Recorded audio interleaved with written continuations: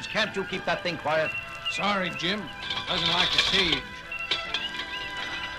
Captain's log, stardate 5440. We have been assigned to... Meow! Bones!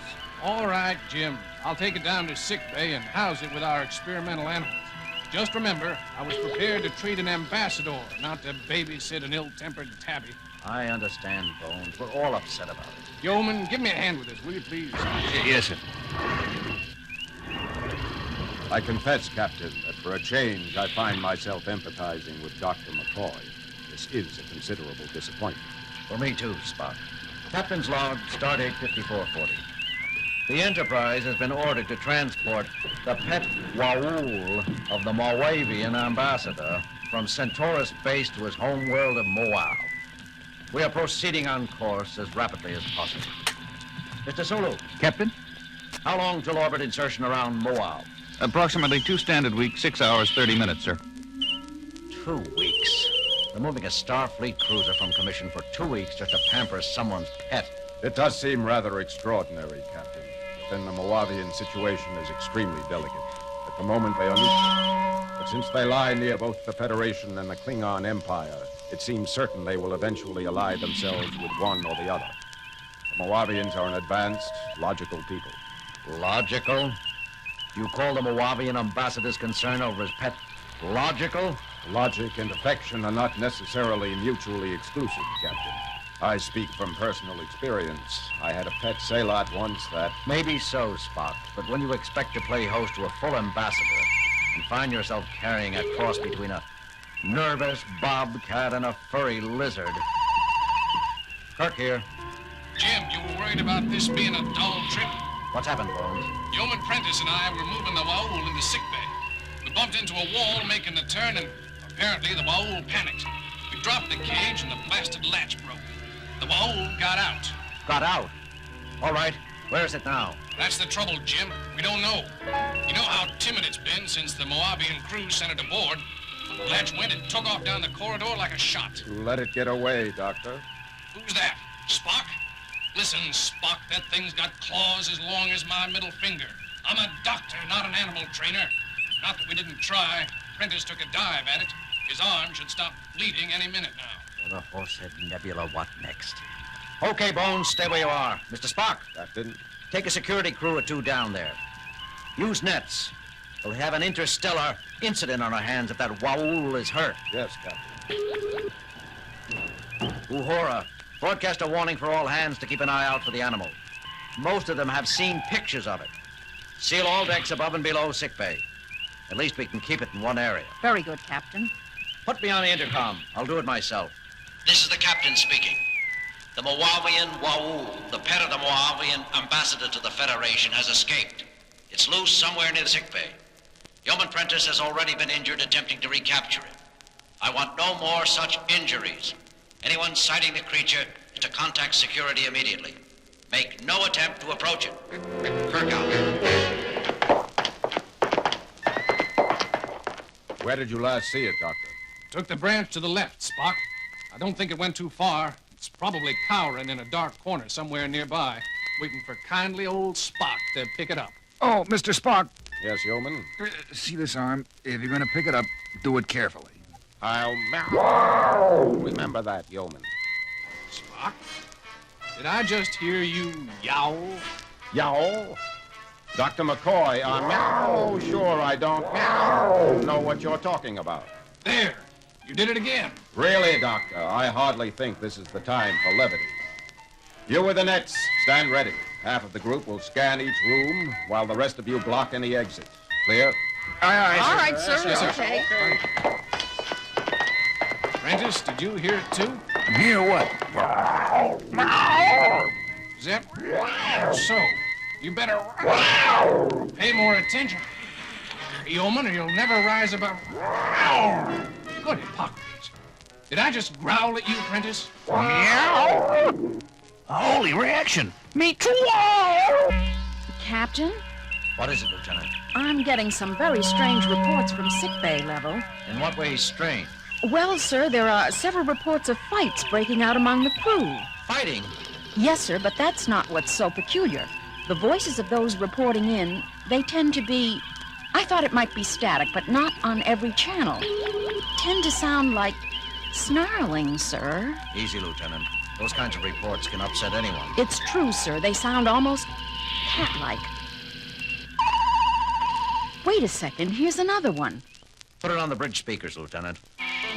This is Security Officer Gibson reporting. Captain, I need help down here. Discipline's breaking down throughout this level. I think... Get away from me!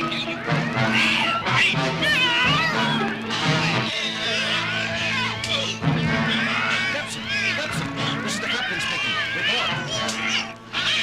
That's enough, Lieutenant.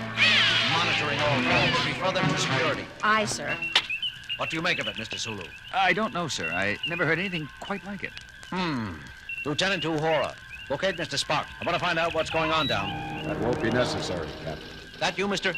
Spock? What in heaven's name happened? Captain? Oh, you mean these scratches? Scratches? Spock, your arms. The upper half of your uniform. It's difficult to say precisely, Captain. We thought we detected the crying of the Moauv in a small storage chamber. I set a cordon of men with nets to block off the only entrance. We started to go in after it when... Yes, Spock? I'm not sure. I experienced a sudden desire to run, to hide. It was fear, but not in the logical sense. It was entirely instinctive and irrational. I found myself striking out around them, desperate. The others were doing the same. I saw everything through a red haze. Something was telling me I had to get away. Get away. Get out. Spock! Are you all right? I'm okay now, Captain. The influence seems to grow weaker as you move away from it. What influence? That, Captain, is exactly what I'd like to know. Captain, I told you to hold any further reports of conflict, Lieutenant. This isn't a combat report, sir. It's Dr. McCoy. Bones, put him through. Jim, what's going on? I've got cases of lacerations and bruises piling up down here faster than Chaplain and I can treat them. Some of the injured are violent. I'm having a hard time keeping them under sedation. Bones, did you just snarl? I guess I must have, Jim. Spock didn't notice it right away either. There's something that sneaks into your mind. Can you describe it? Some influence overpowers your emotions and thoughts. The sole urge is to strike out and run in blind panic. That's it. Panic. How about the source? I believe there is only one logical possibility, Captain. Just a minute, Bones. What, Mr. Spock? We are being subjected to a mass telepathic projection of considerable raw power. A projection emphasizing panic and fear. There is only one entity aboard which could be expected to be experiencing such feelings. The Moavian Moauv. Bones, did you? I've heard, Jim. I wish somebody would do something about it fast. The thing's strength seems to be increasing. Our latest cases are requiring heavier and heavier sedation. Do the best you can, Bones. I'll get back to you. Suggestions, Mr. Spock? We have little information on Moauv and less on this creature. I recommend contacting the Waul's owner for instructions. The ambassador? Spock, you know I can't do that. Moauv is a diplomatic flashpoint. We get in touch with them and confess we can't even handle a single pet. What are they going to think of our capabilities? More than they will if we never arrive. What do you mean, Spock? I can feel it again, Captain. The influence. Dr. McCoy is right, as far as he goes. As the violence around it increases, the Moauv becomes more frightened. The more frightened it becomes, the stronger its defensive projection grows. We could lose control of the Enterprise. You really think it could go that far, Spock? You see, Captain, soon even coherent speech will become impossible. Lieutenant Uhura, contact Moauv. Get us through to the ambassador to the Federation. Do it yourself, Captain. Uhura! I'm sorry, sir. Something just... Forget it. I have contact, sir. Put him on the screen. This is Ambassador Moauv speaking. Your trip is proceeding pleasantly, Captain? I'm afraid not, Mr. Ambassador. We have a bit of a problem. Your pet was accidentally set loose on board a little while ago. He was? Escaped? Captain, I'm shocked. Not as shocked as I am at you, Mr. Ambassador. Do you know that it's against Federation law to transport an animal which can endanger the lives of a crew without suitable pre-notification?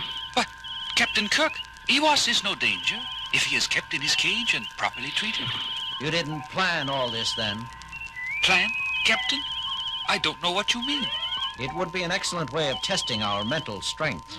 Captain Kirk, I resent your insinuations. I shall file a formal protest with your government. Excellent. It'll go well with my report. Come now, Captain. Such unpleasantness isn't like you. Are you by chance feeling out of sorts? As if you didn't know. How do we go about recapturing your Moauv? That does present a problem, doesn't it? The more frightened Iwas becomes, the harder it will be to approach him while retaining one's own thoughts. How long has he been free? Spock? About 40 minutes, Captain, I should guess. 2/3 of a ship hour, Mr. Ambassador. A long time. How about telling us how to shorten it? But that's just it, Captain Kirk. You see, we don't know how to recapture a terrified Moauv either. The only thing I can suggest is to get within, let's see, 300 of your meters of him and shoot him full of PAC-M or LQ tranquilizer. A Moavian drug, Captain. I doubt we have any aboard. Even if we did, we can't shoot around 300 meters of corners. I am sorry for you then, Captain. You must let me know if you come up with a solution. And now you must excuse me. I have an important appointment with the Minister for Foreign Affairs. Wait a minute, you can't just... Transmission terminated, sir. I'm attempting to reestablish, but they don't acknowledge. Keep trying. Mr. Spock? I see no choice but to make another attempt at the Nets. All right. Good luck. Needs it. Sorry, Captain. The influence. I know, Mr. Spock. I can feel it myself now. Lieutenant, any luck? No, sir. I will continue to... Never mind. Get me sickbay. Sick bay. Dr. McCoy here. Bones, the Moavian ambassador said a couple of strains M or LQ of a tranquilizer called PAC would put the Moauv under. Hack? Never heard of it. We've had practically no exchange of information yet with Moavian medical personnel, let alone veterinarians. Check the medical computer anyhow. Maybe there's a hypothesized Federation analog. I'll try, Jim, but we're pretty busy down here. I need that drug, Bones. I'll see what I can dig up. Sick bay out. Mr. Sulu, take the helm. I'm going with Mr. Spock. Yes, sir. Uhura, if you or Sulu find yourselves going under the influence of this thing, put out an automatic mayday describing our situation. Yes, sir. Yes, sir. This the corridor? For Spock? Yes, Captain. You can fight it a little, but it digs at you, pounds away like a hammer. Like a hammer?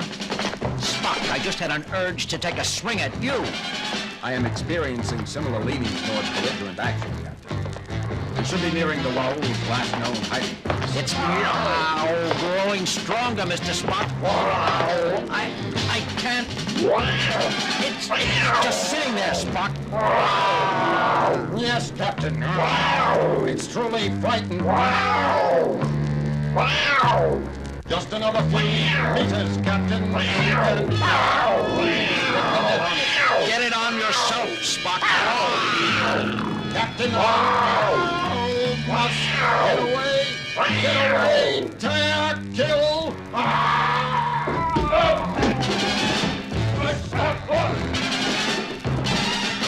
Captain, Mr. Spock, what's going on here? Telepathic screen. I heard. It's the animal there, isn't it? The Moauv. Here, kitty, kitty, kitty. Nice, kitty, kitty. Lieutenant Moress, be careful. Dangerous. Nonsense. Nice, kitty. Armalurvau. Mr. Spock, you all right? Yes, Captain. I must report myself under arrest for assaulting... No, Spock. You had no control over your thoughts. Is this poor, scared little furball what's been causing all the ruckus? Listen to it purr, Spock. Lieutenant Moress, what did you do to it? Do? Why, nothing, Captain. It was frightened out of its mind, that's all. I was off duty asleep until the noise of fighting in the corridor outside disturbed me. I learned what was happening and was on my way to the bridge when I saw you and Mr. Spock fighting. There, it's all right now. But why? Naturally, Lieutenant Moress is not affected. She is of feline ancestry herself and clearly able to empathize with primitive feline thoughts. The Moauv detected assurance in a kindred spirit and at once relaxed. Lieutenant, you're hereby relieved of communications duties until we arrive at Moauv and deliver this pet to Ambassador Moauv. Till then, your sole responsibility will be to see to the care and feeding of Iwas here.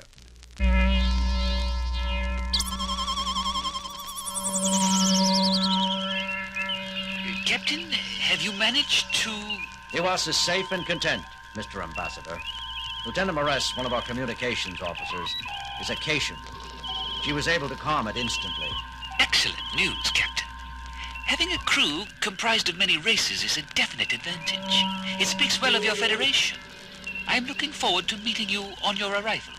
Please be exceptionally gentle with Iwas in the next time periods, though. We'll be as gentle as we can, of course, and why the sudden concern? You mean you didn't know, Captain? An oversight on the part of the crew which delivered her to you. Her? I thought you said him. An oversight on my part. Iwas is pregnant. She'll have kittens in a few days, I suspect. You can expect to have between 6 and 10 additional little Moauvs before you arrive here at Moauv. Carry on, Captain.